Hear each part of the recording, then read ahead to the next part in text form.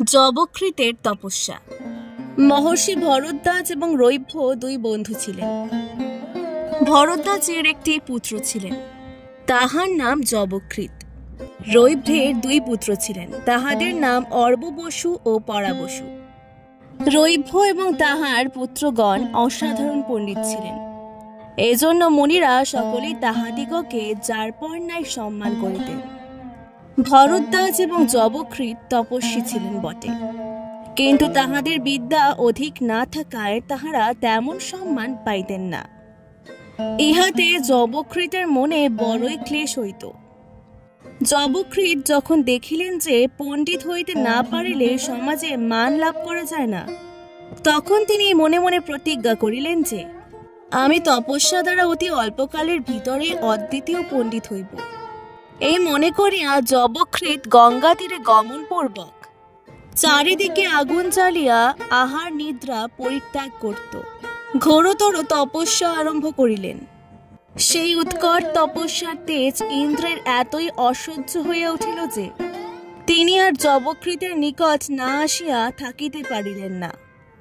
ইন্দ্র যবকৃতের নিকট আসিয়া জিজ্ঞাসা করিলেন, হে মুনিপুত্র, তুমি কি জন্য এরূপ কঠোর তপস্যা করিতেছ? যবকৃত বলিলেন, ভগবান, আমি বিদ্যা লাভের জন্য তপস্যা করিতেছি। গুরুর নিকট শিক্ষা করিয়া বিদ্বান হইতে অনেক সময় লাগে। আমি তপস্যা করিয়া অল্পকালের মধ্যে এরূপ জ্ঞান লাভ করিতে চাইছে, অন্য কোন ব্রাহ্মণের তাহা নাই। ইন্দ্র বলিলেন, ব্রাহ্মণ কুমার, বিদ্যা লাভের উপায় তো এরূপ নহে। গুরুর নিকট গিয়া যত্নপূর্বক বিদ্যা লাভ করো। তপস্যায় দেহ ক্ষয় করিলে তোমার বিদ্যা লাভ হইবে না। এই বলিয়া ইন্দ্র চলিয়া গেলেন, আর যবকৃত আরো অধিক আগুন জ্বালিয়া পূর্বাপেক্ষা ঘোরতর তপস্যা আরম্ভ করিলেন। ইন্দ্র দেখিলেন ঋষিকুমার সহজে ছাড়িবার পাত্র নহে। তখন তিনি অতিশয় জীর্ণ শীর্ণ যক্ষায় কাতর এক বৃদ্ধ ব্রাহ্মণের বেশ ধরিয়া কাশিতে কাশিতে পুনরায় যবকৃতের তপস্যার স্থানে আসিয়া উপস্থিত হইলেন। যবকৃত দেখিলেন যে কোথা হইতে এক ব্রাহ্মণ আসিয়া ক্রমাগত কেবল মুষ্টি মুষ্টি বালি আনিয়া গঙ্গায় ফেলিতে আরম্ভ করিয়াছে। ইহাতে তিনি আশ্চর্য হইয়া ভাবিলেন, বুড়ো করে কি? তারপর হাসিতে হাসিতে জিজ্ঞাসা করিলেন, মহাশয়, ও কি করিতেছেন? বুড়া বামুন বলিলেন, গঙ্গা পার হইতে লোকের ভারী কষ্ট হয়, তাই আমি সেতু বাঁধিতেছি। এই সুন্দর সেতুর উপর দিয়া সকলে অনায়াসে গঙ্গা পার হইবে। যবকৃত হাসিয়া বলিলেন, হা হা হা, তাহাও নাকি কখনো হয়? মুঠো মুঠো বালি ফেলিয়া আপনি ভাবিতেছেন গঙ্গায় সেতু বাঁধিবেন? এ বিড়ম্বনা কেন? তাহার চেয়ে যাহা হইতে পারে এমন কোন একটা কাজ করুন। ব্রাহ্মণ বলিলেন, কেন বাপু, তুমি যদি তপস্যা করিয়া মস্ত পণ্ডিত হইতে পারো, তবে আমি বা কেন বালি দিয়ে গঙ্গায় সেতু বাঁধিতে না পারিব? যবকৃত বুঝিলেন এই কেশ বামন আর কেউই নয়, স্বয়ং ইন্দ্র। সুতরাং তিনি বলিলেন, দেবরাজ, আমার এই তপস্যা আপনার ওই বালির বাঁধের মতো। ইহাই যদি আপনার অভিপ্রায়, তবে আপনার যাহা সাধ্য হয় করুন। আমি ইহার পর আমার হাত পা গুলির এক একখানি আগুনে ফেলিয়া আরেকটি ভালো মতে তপস্যা করিব। ইন্দ্র ভাবিলেন, কি বিপদ! এ তো দেখিতেছি বড়ই ভয়ানক লোক। নিজের মতলব আদায় না করিয়া কিছুতেই ছাড়িবে না। তখন তিনি আর উপায় না দেখিয়া বলিলেন, ব্রাহ্মণ কুমার, ক্ষান্ত হও। আমি তোমার প্রার্থনা পূর্ণ করিতেছি। তুমি আর তোমার পিতা আমার বরে অদ্বিতীয় পণ্ডিত হইলে, এখন ঘরে চলিয়া যাও। তখন আর কি, যবকৃতের আনন্দ দেখে কে? তিনি হাসিতে হাসিতে পিতার নিকট আসিয়া সকল কথা জানাইলেন। কিন্তু ভরদ্বাজ এ সংবাদে বিশেষ সন্তুষ্ট না হইয়া বলিলেন, বৎস, আমার বড়ই ভয় হইতেছে। পাছে এই ঘটনায় তোমার অহংকার হয় আর তুমি কষ্ট পাও। দেখো, বালধি মুনির পুত্র মেধাবী ও বর পাইয়া বড়ই অহংকারী হইয়াছিল, তাই সে ধনুষাক্ষ মুনির কোপে মারা যায়।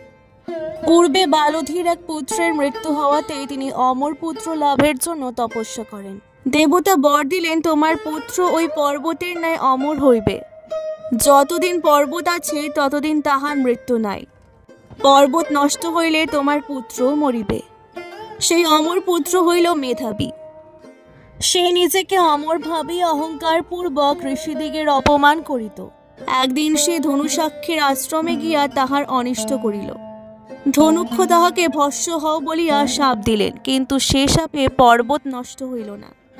কাজেই মেধাবীরও মৃত্যু হইল না। তাহাতে মনে ক্রোধ ভরে এমন ভয়ঙ্কর বিশাল মহিষ সকলে সৃষ্টি করিলেন যে তাহারা দেখিতে দেখিতে শিং দিয়া পর্বত চূর্ণ করিয়া ফেলিল। আর সেই পর্বত নষ্ট হইবা মাত্র মেধাবীও মরিয়া গেল। তাই বলি বৎস, তুমি যেন বরলাভে অহংকারী হইয়া বিপদে পড়িও না। যবকৃৎ বলিলেন, বাবা, আপনি কিছুমাত্র চিন্তিত হইবেন না। আমি বিশেষ সাবধান হইয়া চলিব, কিন্তু হায়, মুখে বলিলেই যদি কাজ তাহা হইত তবে আর দুঃখ কি ছিল।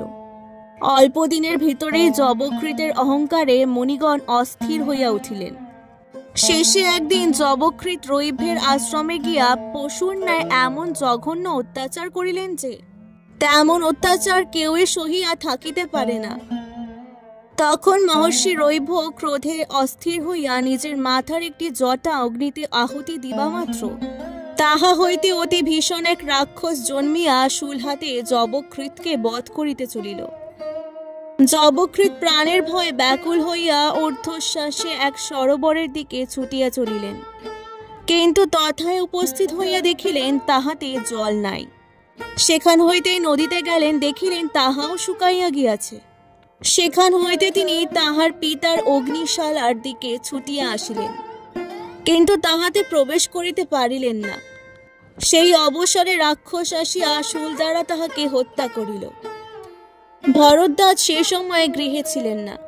তিনি তথায় ফিরিয়া এই দারুণ সংবাদ শ্রবণ মাত্র করুণ বিলাপ করিতে করিতে রৈভ্যকে এই বলিয়া শাপ দিলেন, আমি যেমন পুত্র শোকে কাতর হইয়া প্রাণ ত্যাগ করিতেছি, সেইরূপ রৈভ্য কিনা অপরাধে তাহার জ্যেষ্ঠ পুত্রের হাতে প্রাণ ত্যাগ করিবে, তাহাতে সন্দেহ নাই।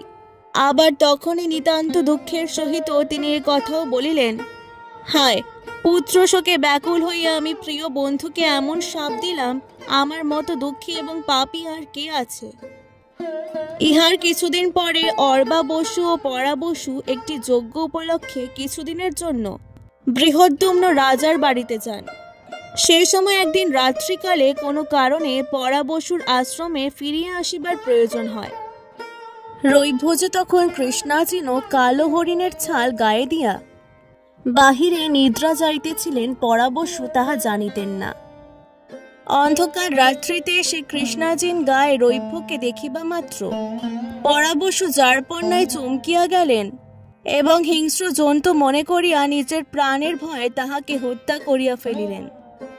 এই পিতৃ হত্যার পাপ হইতে পরা বসুকে মুক্ত করিবার জন্য ব্রহ্মহিংসন নামক ব্রত করা আবশ্যক হইল। রাজার যজ্ঞ ছাড়িয়া পরা বসুর এই ব্রত করিতে যাওয়ার কোনো উপায় ছিল না। তাই অর্বা বসু তাহার হইয়া ব্রত করিতে গেলেন। ব্রত শেষ করিয়া তিনি যখন আবার রাজার যজ্ঞস্থানে ফিরিয়া আসিলেন, তখন সকলে বলিল, এই ব্যক্তি ব্রহ্ম হত্যা করিয়াছে, ইহাকে প্রবেশ করিতে দিও না। ইহাতে অর্বা বসু নিতান্ত আশ্চর্য হইয়া বারবার উচ্চস্বরে সকলকে বলিলেন, আমি ব্রহ্ম হত্যা করি নাই, আমার ভ্রাতা এ কাজ করিয়াছেন, আমি কেবল তাহাকে সে পাপ হইতে মুক্ত করিয়াছি। কিন্তু তাহার কথা কে শোনে? রাজার হুকুমে বিকটাকার ভৃত্যগণ আসিয়া তাহাকে সেখান হইতে বাহির করিয়া দিল। এই অপমান এবং অবিচারের পর অর্বা বসু আর গৃহে ফিরিলেন না। তিনি মনের দুঃখে বনে গিয়া ঘোরতর তপস্যা আরম্ভ করিলেন।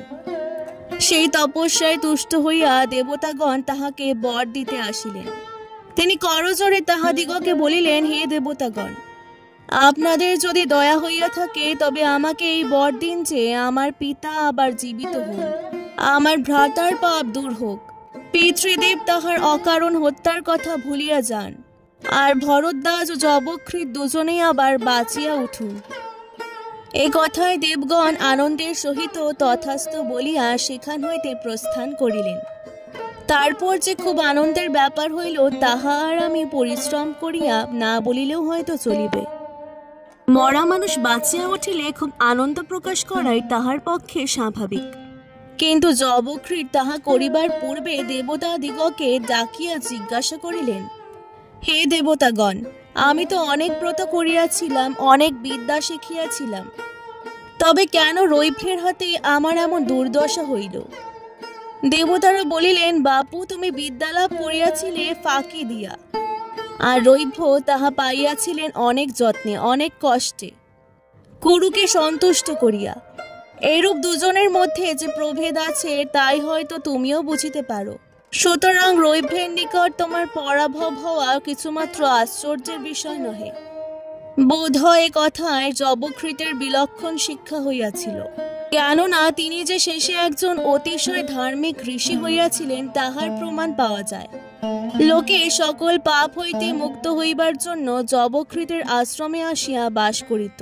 এই ছিল যবকৃতের কথা। আজকের ভিডিওটি ভালো লাগলে অবশ্যই পুরাণ গল্প কথাকে সাবস্ক্রাইব করে দেবেন। এরকমই নতুন ভিডিওর জন্য অনেক অনেক ধন্যবাদ।